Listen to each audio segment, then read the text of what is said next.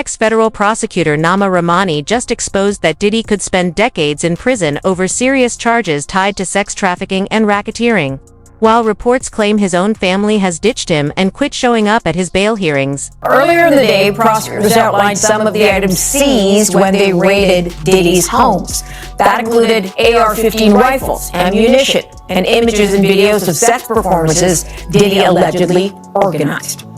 Let's go to Nima Rahmani, president of West Coast Trial Lawyers, former federal prosecutor, joining us tonight from Los Angeles. Thanks for joining us today. Are you surprised that he's being held without bail, and what does that tell you?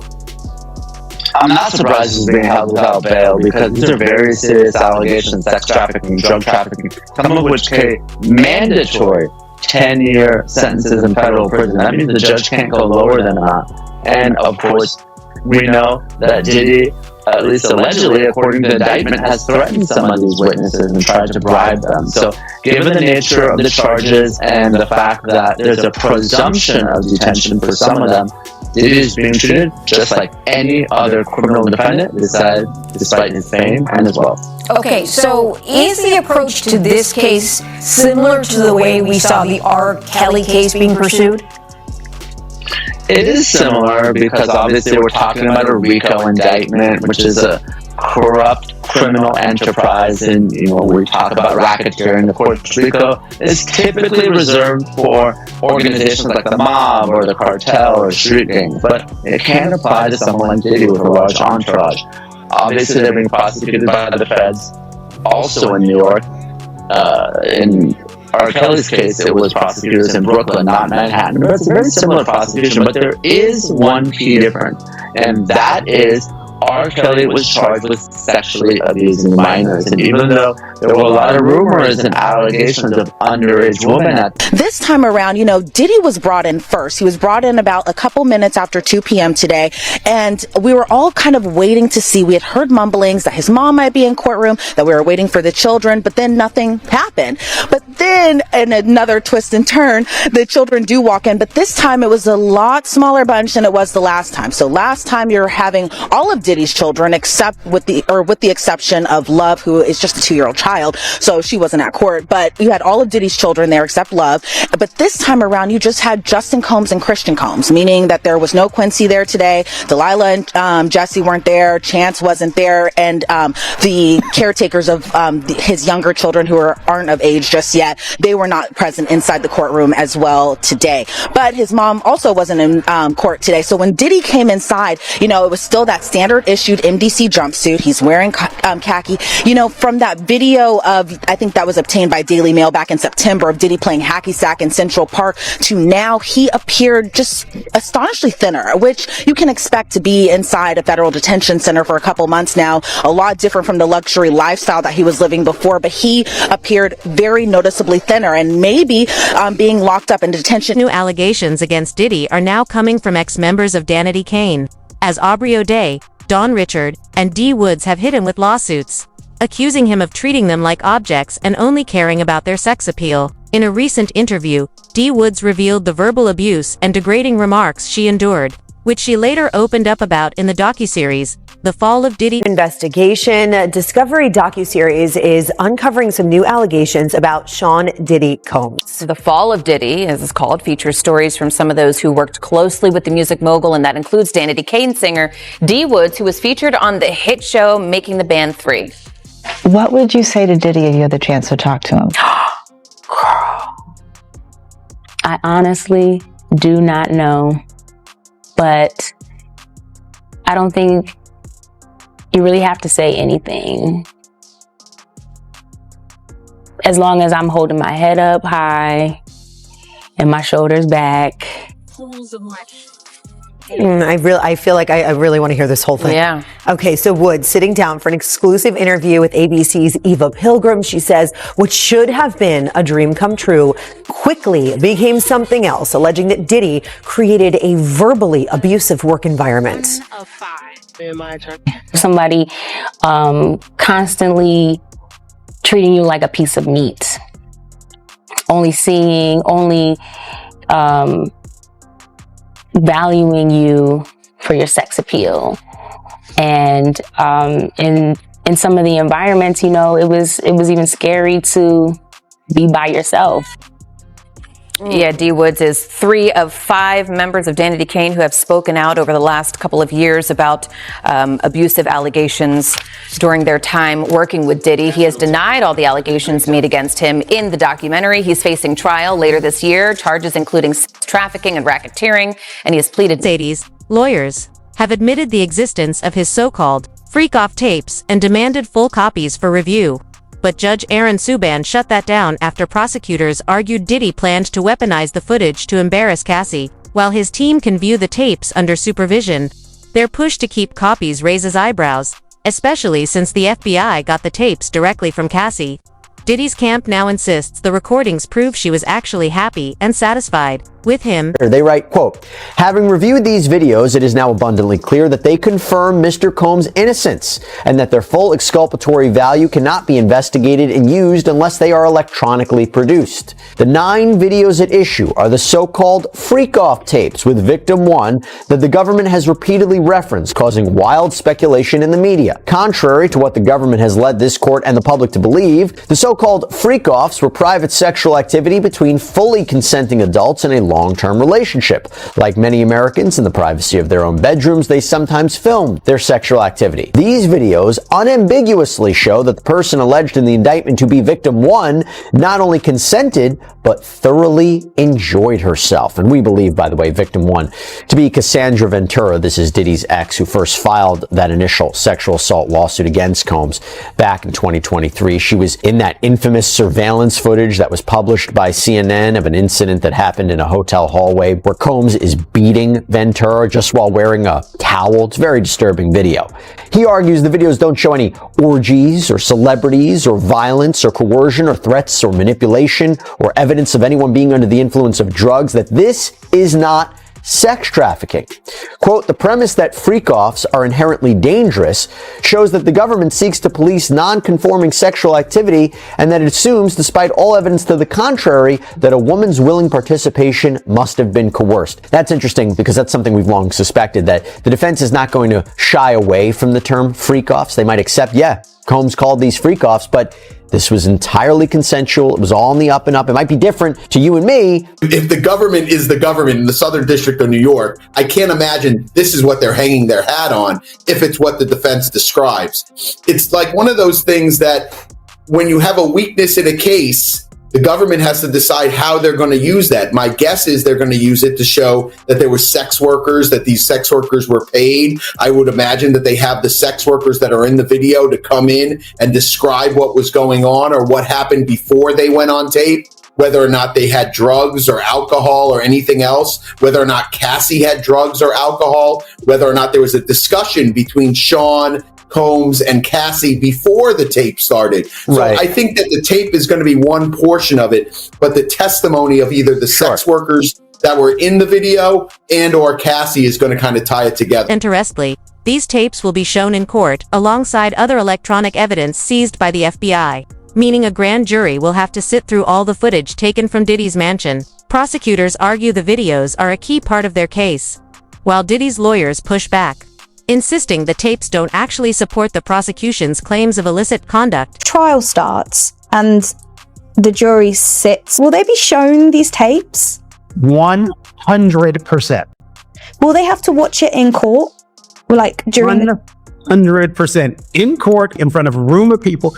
And so that's the other thing that's awful. They are going to be watching basically porn for hours on end in front of people. So in front of victim 1, whoever it may be, there's going to be porno played in the federal courtroom. And victim 1 would have been made aware of this. Oh, 100%. She's probably being told right now, like, this is going to be played in open court. Your sex history, your sex life is going to be talked about in open court. All of this. And presumably then she knows that and she's pushing forward because she hasn't withdrawn. But don't forget this. It doesn't matter if she does or she doesn't. This isn't a civil case. This is the criminal case. So she could flat out tell the federal government, I don't want to participate. And they can say, we don't care. This is a crime. Crimes are against the United States, not against them. Keep calling her victim 1, but don't forget, she's a witness to a crime, so it doesn't matter. She went to them in today and said, I'm not participating. Their response, we don't care. Get your ass on the stand. Do they prep you for stuff like this in law school? Do they say, you know, you might do a case and you might have to watch hours of pornographic material and comb through it? Like, what's the semester on for this? Well, you're exactly right. They don't prepare you for that because you understand every case is different. So you read about cases. Like, I think this Diddy case is going to be studied forever. You know, I think it's going to be studied. Make things even worse for Diddy. His own family is now tangled in lawsuits as his son Christian Combs faces serious sexual assault allegations. A lawsuit filed by Grace Omar, a crew member and bartender on a yacht chartered by Sean Combs, accuses Christian of pressuring her to drink spiked tequila and, once she couldn't fight back, allegedly groping her and trying to force her into oral sex. Also allegations that Diddy forced these victims to have sex with prostitutes as he touched himself. He called these situations freak-offs, and oftentimes he recorded them. Here's where some of the allegations against his son Justin Combs come in. So all this takes us back to February, when Rodney Jones, also known as the producer Lil Rod, filed civil suit against Diddy. In his lengthy lawsuit, Lil Rod straight name drops Justin Combs, describing him as someone who solicits prostitutes, underage girls, and sex workers. There's actually a picture of Justin Combs with an allegedly underage girl shown in the lawsuit. Now, in this specific instance, Lil Rod alleges at least one underage girl came to Diddy's home for a listening party. A sex worker was also apparently solicited, and a freak-off ensued. As an aside, this is the same night that Lil Rod alleges Diddy forced him to take a laced shot. He started to feel lightheaded and then woke up at 4 o'clock in the morning, naked next to a sex worker. It's important to note Justin Combs is listed as a defendant on this case because, according to Lil Rod, he facilitated Diddy's alleged RICO enterprise and at times participated. According to court documents, it happened on September 12, 2022, outside Diddy's Chalice Studios. Lil Rod says Diddy, his son Justin, and Justin's friend who went by G were all there when things got heated. Lil Rod says he heard multiple gunshots ring out and later found G on the bathroom floor in the fetal position. Lil Rod says he was bleeding out of his hip and leg area. Lil Rod says he was applying pressure to G's wounds and then asked the crowd to call an ambulance. At that point, both Diddy and Justin Combs disappeared to another part of the studio. Diddy then gave strict instructions to inform the police that he had nothing to do with the shooting. He also forced Mr. Jones to lie to the police by telling them that G was shot standing outside the studio by a drive-by assailant. So that specific allegation involves Diddy's son Justin, but another allegation and entirely separate civil lawsuit involves his other son Christian, or King Combs. Grace Omar K alleges that Christian Combs sexually assaulted her on a yacht in December 2022, and she says it was facilitated. Interestingly, Diddy's sons have also tried to block evidence from surfacing in Sean Combs' case.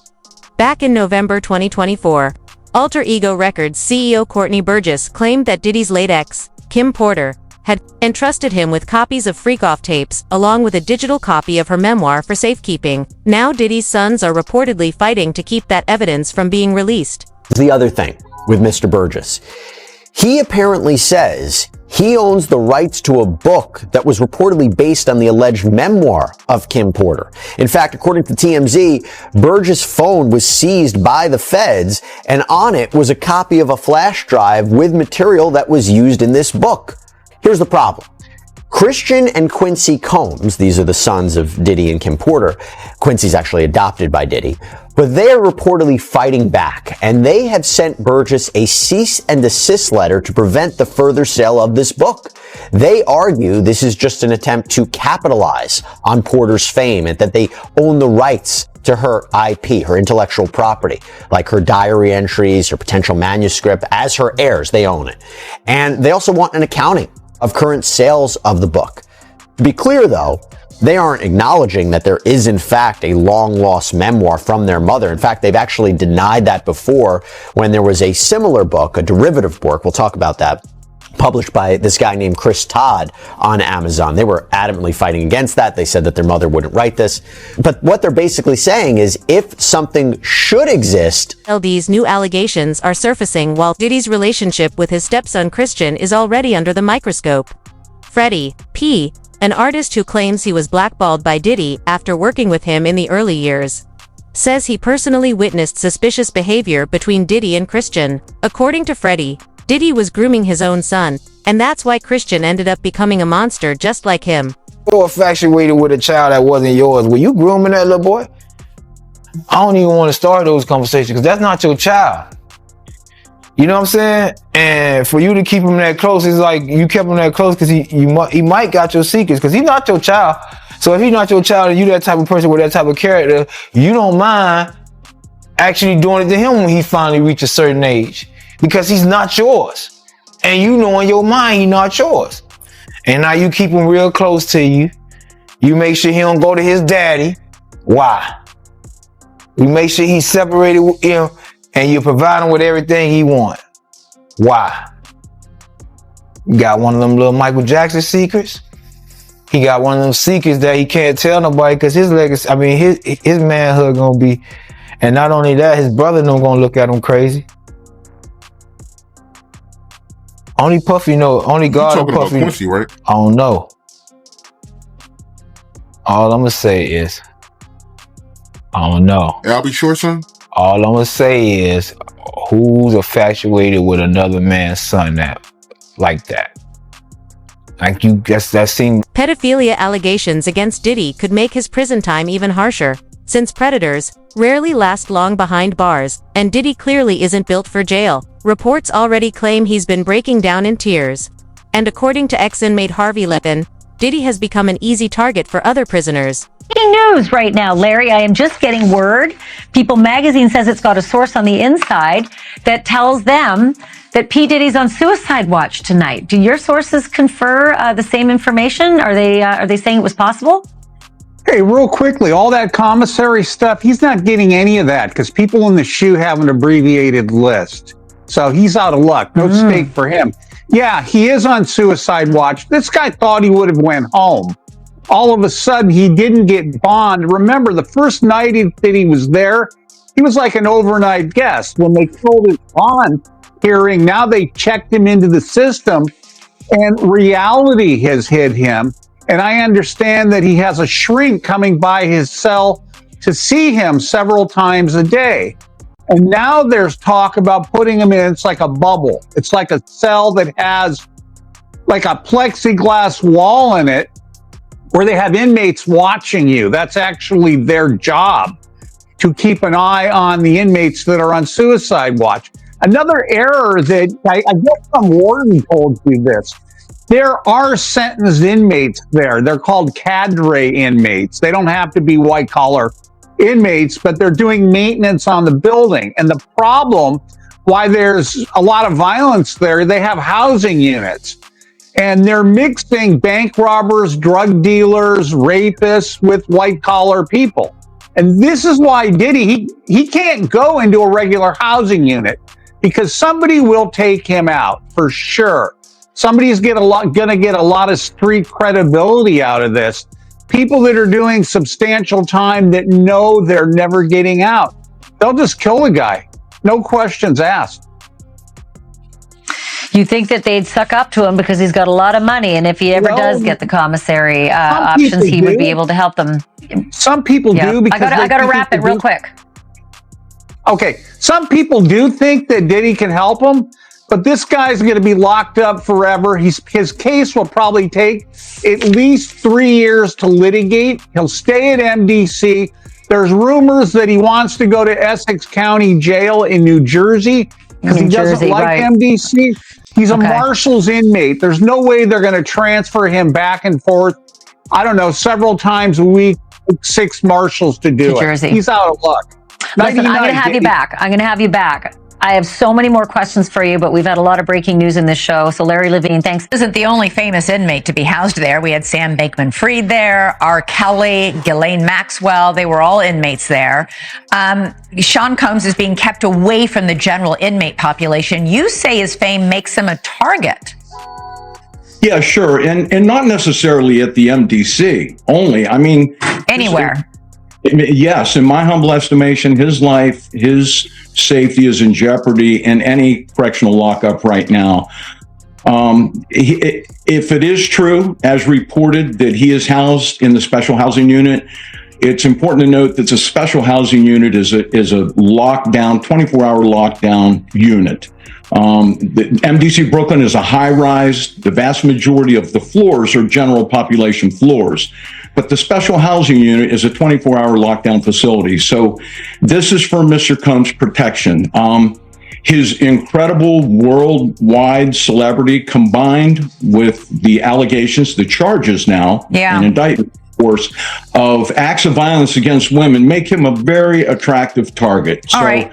Obviously, they need to safeguard him. This is a man accustomed to the very finest. He was arrested at the Park Hyatt Hotel in New York City, known for its luxury suites and exceptional food and wine, where one-bedroom suites start at $3,000 a night. He was probably staying in something larger.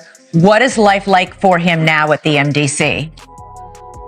I would say 100% total culture shock. The MDC is, I've used the word austere a lot, but it is. It's austere, it's strict, it's impersonal, it's cold, and it is a very tough place to be detained. Former Warden Cameron Lindsay, who once ran the Metropolitan Detention Center where Diddy is locked up, has confirmed that Diddy's life will be in constant danger behind bars. This is the same jail tied to the suspicious death of Jeffrey Epstein.